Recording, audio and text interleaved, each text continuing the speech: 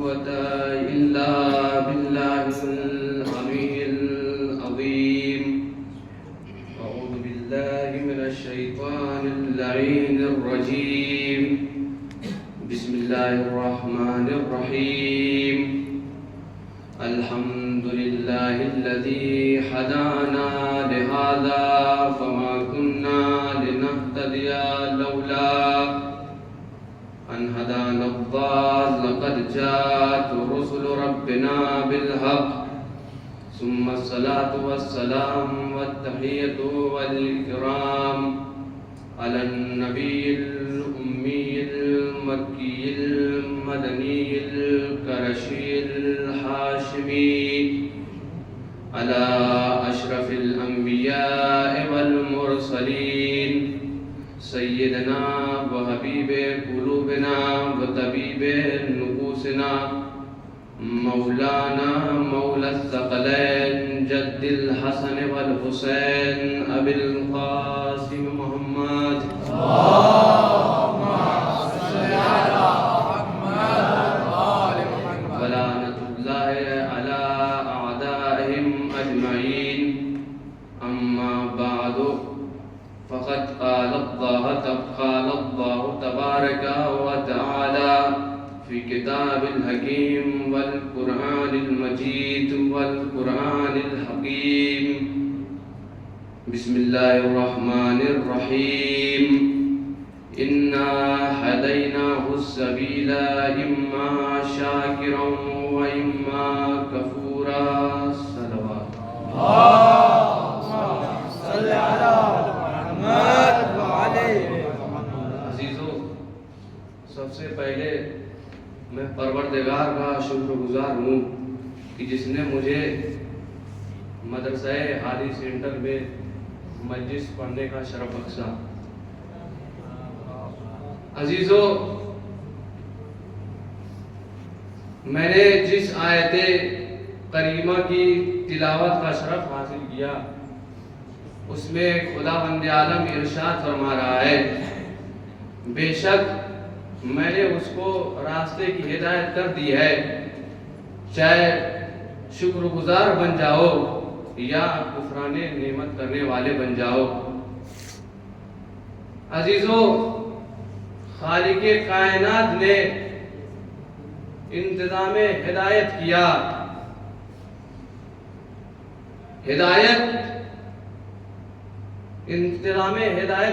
ہدایت انسان کے لیے بہت ضروری تھا. کچھ ایسے لوگوں کا ہونا، کچھ ایسے کردار کا ہونا کہ جن کے ذریعے سے ہمیں یہ پتہ چلے کہ جیا کیسے جاتا ہے. ظاہر سی بات ہے، ہمیں آنکھیں مل چکی تھی مگر اس کا استعمال کیسے کرے اس کا پتہ نہ تھا. انسانیت دشت حیات میں ٹھوکریں کھا رہی تھی، کوئی انگلی پکڑ کے چلانے والا نہ تھا. آدمی زمین پہ پس چکا تھا، کوئی زمین سے آسمان کی طرف لے جانے والا نہ تھا. لہذا ضروری تھا کوئی ایسے کردار، کوئی ایسے آئیڈیل کہ جو ہمیں یہ بتائے کہ چلا کیسے جاتا ہے، دیکھا کیسے جاتا ہے، سنا کیسے جاتا ہے اور بولا کیسے جاتا ہے. عزیزو، اللہ نے دو چیزوں کو تکمیل ہدایت کا سبب بنایا. ایک قرآن جس میں طریقہ حیات تھا، ایک اہل بیت جس میں سلیقہ حیات تھا. ایک قرآن جو لائب تھا، ایک اہل بیت جو لائب تھے. ایک قرآن جو معصوم تھا، ایک اہل بیت جو معصوم تھے. ایک قرآن جس میں الفاظ پائے جاتے تھے، ایک اہل بیت جس میں کردار پایا جاتا تھا. یہ دونوں آسمان سے اترے ہی اس لیے تھے کہ نوع انسانیت کو ہدایت کر سکے. یہ الفاظ کے ذریعے بتائے گا چلنا کیسے ہے، وہ کردار کے ذریعے بتائے گا چلنا کیسے ہے. عزیزو، قرآن نے کہا کہ ہم اہل بیت کو بچائیں گے. اہل بیت نے کہا کہ ہم قرآن کو بچائیں گے۔ میں نے قرآن سے کہا کہ تو کیسے بچائے گا اہل بیت کو؟ کہا سنو، جب میں لائبریریوں کی بھیڑ میں رہ کے باقی کتابوں جیسا نہ بن سکا، بھائی آج دنیا یہ کہتی ہے کہ رسول ہم جیسے، کہتے جاؤ تمہارا دماغ ہے، طبیعت کے فتوے ہیں، جتنے چاہو لگا لو، مگر قرآن نے کہہ دیا کہ جب تک میں موجود ہوں تب تک رسول کی شان میں کوئی گستاخی کر ہی نہیں سکتا۔ آپ دیکھ لیجئے، ایک تو ایسا نام ہے وسیم رضوی، یعنی اتنا گھنونا ہو گیا اس کا کہ نہ دنیا میں مشہور ہوا ہے نہ آخرت میں مشہور ہوگا۔ انجام یہ ہوتا ہے جو قرآن کے خلاف بولتا ہے دنیا میں بھی لعنت پڑتی ہے، برزخ میں بھی لعنت پڑتی ہے، محشر میں بھی لعنت پڑتی ہے۔ تو جو قرآن کے خلاف بولے گا انجام یہ ہوا۔ اسی لیے ہم لوگ کچھ لوگوں کا نام منبر سے نہیں لیتے۔ بات یہ ہے کہ کچھ نام تو ایسے ہیں جو منہ کا ذائقہ بگاڑ دیتے ہیں، کچھ نام تو ایسے ہیں جو منہ کا ذائقہ بگاڑ دیتے ہیں۔ تو جو قرآن کے خلاف بولے گا، اور عزیزو ایک بات یاد رکھیے گا، مجلسوں میں شان محمد کا ہونا بہت ضروری ہے، جلسوں میں شان محمد کا ہونا بہت ضروری ہے، بلکہ دنیا کو ایک پیغام دینا چاہیے کہ سنو، جلسوں میں شان محمد اور ہے، مجلسوں میں شان محمد اور ہے۔ میں جملہ کہوں، آل کا بیان والے اور ہے، بال کا بیان والے اور ہے، آل کا بیان والے اور ہے، بال کا بیان والے اور ہے۔ نبی کی زلفیں کیسی تھی، نبی کا چہرہ کیسا تھا، نبی کی آنکھیں گلابی تھی، ہمیں ساری زندگی وہ یہی دیکھتا رہا کہ کیسی اس کی نظر ہے، مگر اس سے نور نظر نظر نہ آیا۔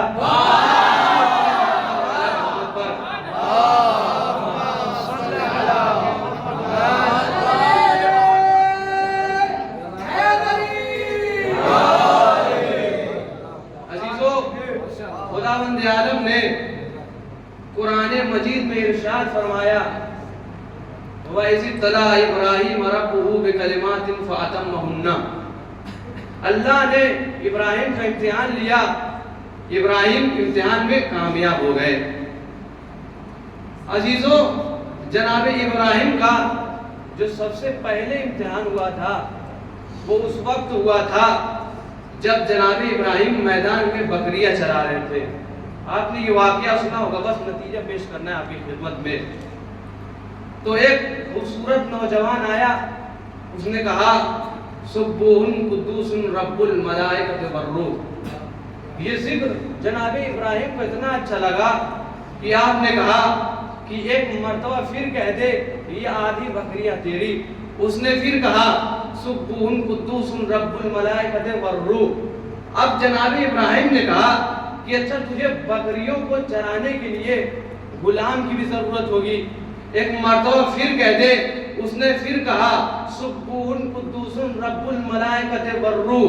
اس نے جب یہ کہا اور جب یہ کہہ کے جب وہ جانے لگا تو اس نے ایک مرتبہ کہا سنو میں جبرائیل ہوں۔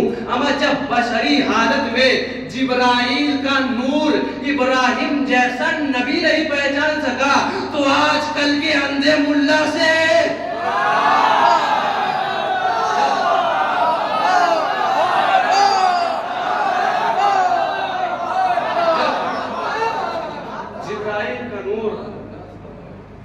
اب ابراہیم امتحان میں کامیاب ہو گئے۔ اللہ نے تو فتن ارشاد فرمایا کہ انی جاعلک للناس اماما، میں تمہیں لوگوں کا امام بنا رہا ہوں۔ اللہ نے یہاں میں فرمایا کہ امام ہمیشہ میں ہی بناؤں گا، امام ہمیشہ میں بناؤں گا، وہیں سے بناؤں گا، یہیں سے نہیں بناؤں گا، امام ہمیشہ وہ بنائے گا۔ تو اب ابراہیم بن گئے امام۔ ابراہیم نے پوچھا پروردگار میری ذریت، اللہ نے منع نہیں کیا، اللہ نے کیا کہا لا ینال عہد الظالمین، میرا یہ عہدہ ظالموں تک نہیں پہنچے گا۔ اللہ نے یہاں پہ بتا دیا کہ امامت اللہ کا عہدہ ہے، جسے چاہے امام بنائے، جسے چاہے امام نہ بنائے۔ اگر آپ کو یقین نہ ہو تو آپ دیکھ لیجئے جناب ابراہیم کی زندگی کو۔ امامت کی بلندی کیا ہے؟ امامت کی بلندی یہ ہے کہ امام دنیا میں اللہ کو پہچانوانے کے لیے آتا ہے۔ اگر کوئی اللہ کے مقابل میں یا امام کے مقابل میں کھڑا ہو جائے تو امام اس کے مقابل میں کھڑے ہو جاتے ہیں۔ نہ یقین ہو تو آپ دیکھ لیجئے جناب ابراہیم کو 14 سال کی عمر ہے، گھر سے باہر نکلے اور ادھر آزر چچا بت بیچا کرتے تھے نمرود کے شغل کے۔ آزر نے ابراہیم سے کہا کہ تم بھی بت بیچنے جایا کرو۔ ابراہیم نے سوچا کہ مصلحت اسی میں ہے کہ بت بیچا جائے۔ اب ابراہیم کیا کرتے تھے؟ بتوں کے پیروں میں یا گلوں میں رسی باندھتے تھے اور بازار میں کھینچتے تھے اور اعلان کرتے تھے کہ کون ہے ان بتوں کو خریدنے والا جو نہ کسی کو فائدہ دے سکتے ہیں، جو نہ کسی کو نقصان دے سکتے ہیں، کون ہے ان بتوں کو خریدنے والا؟ تو اب بازار پوری طریقے سے گر گیا، بت بکنا بند ہو گئے۔ نمرود کو خبر ملی، نمرود نے ابراہیم کو بلوا لیا۔ نمرود نے کہا، جب جناب ابراہیم اس کے دربار میں گئے تو نمرود نے کہا کہ جو بھی میرے سامنے آتا ہے سر جھکاتا ہے، تم نے میرے سامنے سر کیوں نہیں جھکایا؟ کہا کیوں؟ تم نے میرے سامنے سر کیوں نہیں جھکایا؟ کہا تمہارے سامنے سر کیوں جھکاؤں؟ کہا کیوں؟ کہا میرا خدا بس وہ ہے اور وہ ایک ہے۔ کہا تمہارا خدا کون ہے؟ کہا میرا خدا وہ ہے جو موت دیتا ہے، جو حیات دیتا ہے۔ عزیزو اب نمرود جو ہے جس کو سولی پہ چڑھانے والا تھا اس کو آزاد کر دیا، اور جس کو آزاد کرنے والا تھا اس کو سولی پہ چڑھا دیا۔ کہا یہ تو میں بھی کرتا ہوں، میں بھی موت دیتا ہوں، میں بھی حیات دیتا ہوں۔ تو جناب ابراہیم نے کہا یہ اچھا یہ بات ہے، تو کہا میرا خدا وہ ہے جو سورج کو مشرق سے نکالتا ہے، جو سورج کو مشرق سے نکالتا ہے۔ تو بھی اگر خدا ہے تو سورج کو مغرب سے نکال کے دکھا۔ عزیزان ایمان، جناب ابراہیم نے خدا کی ایک علامت یہ بتائی کہ جو سورج کو مغرب سے نکالے وہ خدا ہے۔ عزیزان ایمان، مولائے کائنات نے سورج کو مغرب سے نکالا ہے مگر مولائے کائنات خدا نہیں ہے۔ اسی لیے جب رسول خدا سے پوچھا گیا کہ یا رسول اللہ یہ بتائیے کہ قیامت کب آئے گی، تو رسول خدا نے جواب میں ارشاد فرمایا لا تقوم الساعة حتى تطلع الشمس من مغربها۔ قیامت اس وقت آئے گی جب سورج مغرب سے طلوع ہوگا۔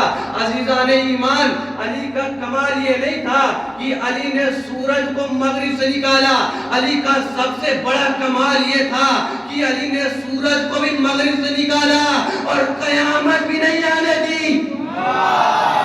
علی کا سب سے بڑا کمال یہ تھا کہ علی نے سورج کو بھی مغرب سے نکالا اور قیامت بھی نہیں آنے دی۔ اب جناب ابراہیم فاتحانہ انداز سے باہر آئے۔ قوم نے ابراہیم سے کہا کہ آج ہماری عید کا دن ہے، چلو باہر چلتے عید منانے۔ ابراہیم نے کہا بھائی تمہیں لوگ جاؤ عید مناؤ، ہم تو یہ گئے ہوئے۔ وہ لوگ گئے باہر عید منائے، اور ابراہیم ادھر بت گدے کی طرف آئے، سارے بت توڑ دیے، ایک بت چھوڑ دیا، اور جس کلاڑے سے سارے بت توڑے تھے وہ کلاڑا اس اکیلے بت کے گلے میں لٹکا دیا۔ لوگ آئے، دیکھا بت گدے کا حال، یہ کس نے کیا؟ کسی نے کہا کہ سب تو چلے گئے تھے، بس ابراہیم رہ گئے تھے، لہذا انہیں بلایا جائے۔ ابراہیم بلایا گیا، جناب ابراہیم آئے، کہا کہ تم نے یہ کیا حل کیا؟ جناب ابراہیم نے کہا کہ میں نے تو نہیں کیا۔ کہا پھر کس نے کیا؟ کہا مجھے لگ رہا ہے یہ جس کے گلے میں کلہاڑا لٹکا ہوا ہے اسی نے کیا ہے۔ اب نمرود کہنے لگا ہم میاں کیا بات کر رہے ہو، یہ کیسے مار سکتا ہے، یہ بت کیسے مار سکتا ہے؟ جناب ابراہیم نے کہا پوچھ کے دیکھو ہو سکتا ہے جواب دے۔ کہا کیسی بات کر رہے ہو؟ کہا پوچھ کے دیکھو ہو سکتا ہے جواب دے۔ عزیزو اب نمرود کہتا ہے کہ اے ابراہیم یہ بت جو ہے یہ بول نہیں سکتا ہے، یہ فائدہ نہیں دے سکتا ہے، یہ نقصان نہیں دے سکتا ہے۔ اب جیسے ہی جناب ابراہیم نے سنا کہ یہ بت بول نہیں سکتا ہے، جناب ابراہیم نے جواب میں کہا کہ سنو، پھر وہاں کیوں بیٹھ گیا جہاں اسے بیٹھنا نہیں چاہیے تھا؟ وہ بن کے کیوں بیٹھ گیا جو اسے بننا نہیں چاہیے تھا؟ اچھا لفظ بننا پہ کبھی غور کیا ہے آپ نے؟ لفظ بننا ایک ایسی چیز ہے کہ 10 لوگ مل کے کسی کو کچھ بھی بنا سکتے ہیں، بس تھوڑی سی پلاننگ کی ضرورت ہے۔ مثلا کوئی ممبر پہ آ کے 2-4 شعر پڑھ دے، پڑھتے وقت اسے یہ احساس نہیں ہوگا کہ شاعر ہے، پڑھ کے اترے بس آپ اتنا کہہ دیجئے واہ بھائی کیا آپ نے شعر پڑھ دیا، ابھی تک وہ آیا تھا شاعر نہیں تھا، جاتے وقت وہ شاعر ہو جائے گا۔ کوئی آدمی ممبر پہ آ کے مجلس پڑھے آدھی گھنٹہ 1 گھنٹہ، پڑھنے کے بعد جب اترے تو آپ اتنا کہہ دیجئے ہاتھ ملا کے واہ مولانا صاحب آپ نے بہت اچھی مجلس پڑھ دی، ابھی تک وہ آیا تھا خطیب نہیں تھا، ذاکر نہیں تھا، جب وہ گیا تو اب وہ ذاکر ہو گیا۔ عزیزو کوئی نوحہ پڑھے آ کے، پڑھنے کا وقت اسے یہ احساس نہیں ہوگا، جب پڑھ کے اترے آپ کہہ دیجئے بہت اچھا نوحہ تھا، ابھی تک وہ آیا تھا نوخان نہیں تھا، جانے کے وقت وہ نوخان ہو جائے گا۔ اس کا مطلب کیا ہوا کہ دنیا چاہے تو کسی کو ذاکر بنا دے، کسی کو خطیب بنا دے، کسی کو حکیم بنا دے، اما ہم نے تو لوگوں کو خلیفہ تک بناتے دیکھا، ہم نے تو لوگوں کو خلیفہ تک بناتے دیکھا۔ لیکن تاریخ انسانیت کا تنہا ترین اکیلا انسان علی کہ جس کو دنیا نے خدا بھی بنانا چاہا، مگر علی نے کہا کہ میں بندہ رہنا چاہتا ہوں، میں خدا نہیں رہنا چاہتا۔ اور عزیزوں جو کام خدائی کی ہے وہ کیے ہیں علی نے، اور اس میں کوئی شک بھی نہیں ہے۔ بھائی خدا جسے اپنا مظہر بنا دے وہ کام تو کرے گا ہی خدائی والے، مگر علی نے اس کے بعد سجدہ بھی کیا ہے، سورج پلٹایا سجدہ کیا، باب خیبر اٹھایا سجدہ کیا، جنگ خندق فتح کی سجدہ کیا، مردے کو جلایا سجدہ کیا۔ کہا یا علی سجدہ کیوں کیا؟ کہا یہ سجدہ نہیں ہے بلکہ شیعت کی حفاظت ہے۔ کہا اگر یہ سجدہ نہ ہوتا تو زمانہ رک جاتا، خدا تک پہنچ ہی نہ پاتا۔ یہ درود پڑھے محمد و آل محمد پر۔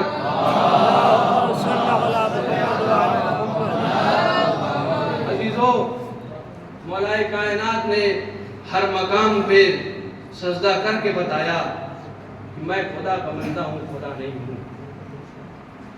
اب جس کو اللہ نے چنا اس نے ایک دن سوال کر لیا کہ پروردگار یہ بتا دے کہ تم مردے کے زندہ کیسے کرتا ہے؟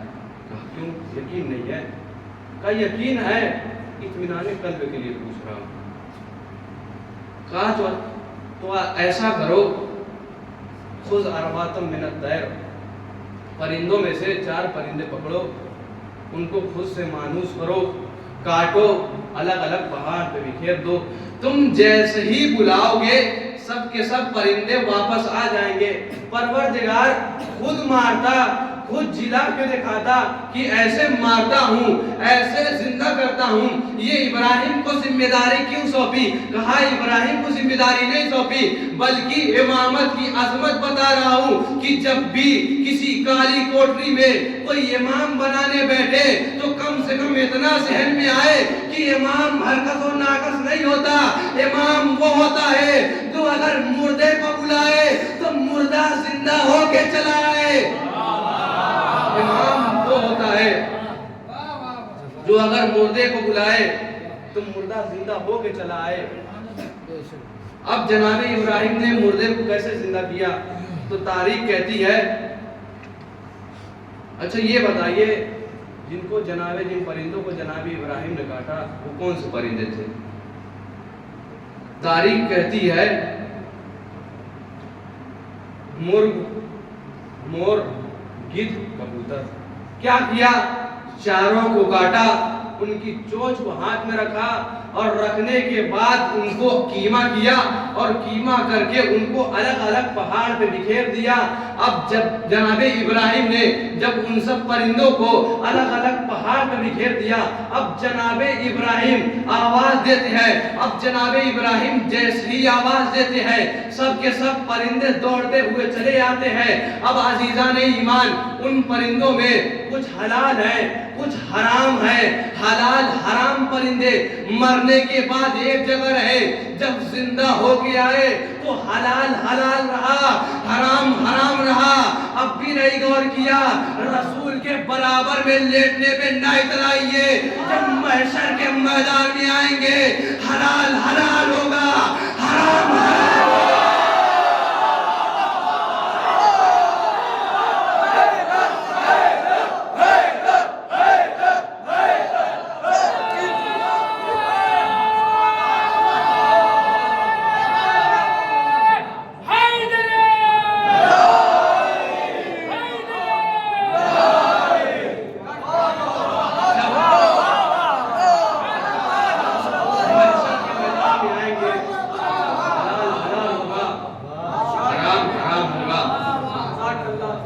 رسول خدا نے ایک حدیث ارشاد فرمائی، آپ لوگوں نے سنا ہوگا، بہت سارے سنتے ہوگا.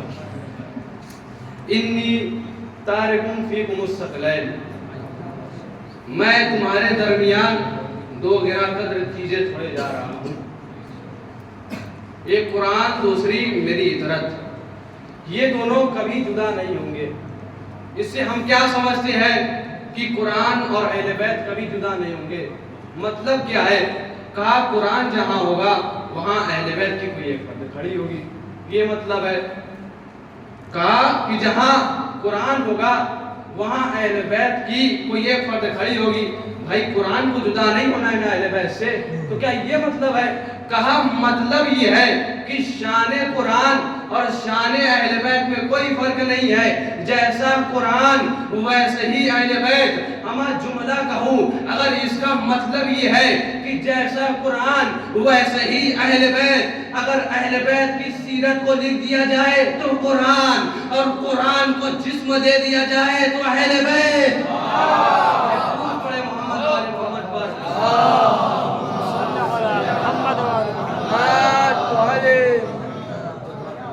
عزیزو، معصوم نے ایک حدیث ارشاد فرمائی، من بکا او ابکا او تباکا علی الحسین وجبت لہ الجنہ. جو حسین پہ روئے، رلائے، رونے والے کی صورت بنائے، اس پہ جنت واجب ہے. عزیزوں، کوئی بھی نمازی جب نماز پڑھ کے اٹھے تو آپ اس سے کہیے اما بھائی اتنے دن سے تم نماز پڑھ رہے ہو، کیا تمہاری نماز قبول ہوئی؟ تو وہ ایک جملہ کہے گا کہ ہمیں اپنے نماز پہ اعتبار نہیں ہے لیکن خدا پہ بھروسہ ہے کہ وہ قبول کر لے گا. کوئی بھی روزہ دار آپ سے پوچھئے کہ کیا تمہارا روزہ قبول ہو گیا؟ وہ ایک جملہ کہے گا کہ ہمیں اپنے روزے پہ بھروسہ نہیں ہے لیکن خدا پہ اعتبار ہے کہ وہ قبول کر لے گا. عزیزان ایمان، جتنی بھی عبادتیں ہیں سب میں رسول خدا نے کیا کہا؟ نماز کا حکم دیا، مگر سند قبولیت نہیں دی، شرط قبولیت دی ہے. کیا شرط دی ہے؟ کہا نماز میری رسالت ہے، روزہ میری رسالت ہے، حج میری رسالت ہے. ان سب کا اجر محبت اہل بیت. اگر نماز محبت اہل بیت کے ساتھ پڑھو گے تو قبول، روزہ محبت اہل بیت کے ساتھ رکھو گے تو قبول، حج محبت اہل بیت کے ساتھ کرو گے تو قبول، ورنہ عالم یہ ہوگا کہ صفا و مروہ کے درمیان جا جا کے تمہارا دم بھی نکل جائے تو مگر علی کی محبت نہ ہو تو تم جنت کی خوشبو بھی محسوس نہیں کر پاؤ گے۔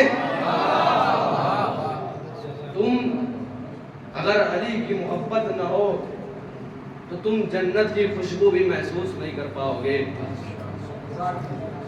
لیکن عزیزو یہ حدیث جس کے لیے کہا گیا کہ جو روئے رلائے رونے والے کی صورت بنائے اس پہ جنت واجب ہے، لیکن بعض جگہوں پہ لکھا گیا کہ عارفن بحق کے، حق کو پہچان کے گریہ کر رہا ہو، یہ نہیں کہ خالی آدمی روئے اور رونا اس کا قبول ہو گیا ہو جائے۔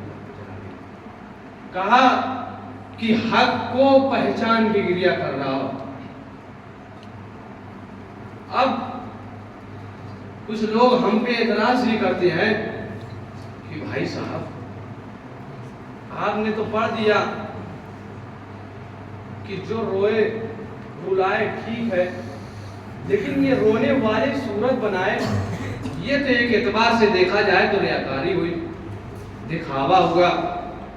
تو ہم نے کہا کہ مجھے ایسا لگتا ہے کہ جیسے خدا اور رسول میں معاہدہ ہو گیا ہو کہ اگر ہم پہ اعتراض ہوگا تو تم جواب دینا اور تم پہ اعتراض ہوگا تو ہم جواب دیں گے، تو لہذا اعتراض ماہ ادا پہ ہے، جواب ماہ خدا سے لیتے ہیں۔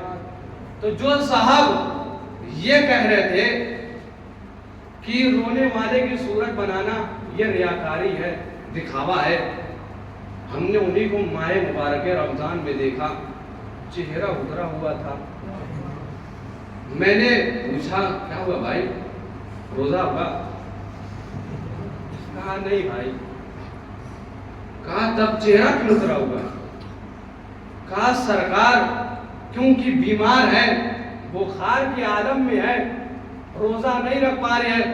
میں نے کہا کہ جب آپ روزے سے نہیں ہے تو آئیے چوراہے پہ چلتے ہیں، چائے کا ہوٹل کھلا ہوا ہے، چائے پلا لیتے ہیں آپ۔ انہوں نے پلٹ بھی کہا کہ مولانا آپ سے یہ امید نہیں تھی۔ کہا کیا امید نہیں تھی؟ چائے پلانے کی امید نہیں تھی؟ کہا نہیں، یہ امید نہیں تھی کہ آپ شریعت کا اتنا بھی مسئلہ نہیں جانتے۔ میں نے کہا کیا ہے مسئلہ؟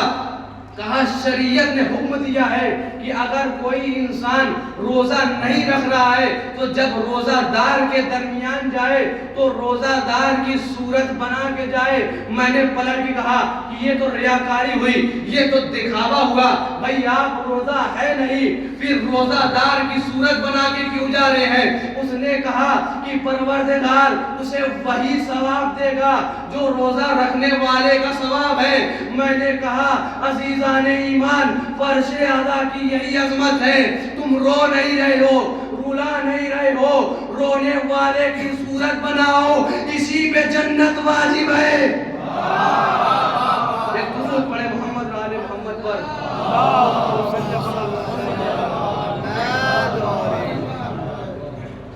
بس عزیزو میں نے آپ کی زحمت کو تمام کیا، تو لہذا اب یہ نہ کہنا کہ ریاکاری ہے، ریاکاری نہیں ہے بلکہ عبادت ہے۔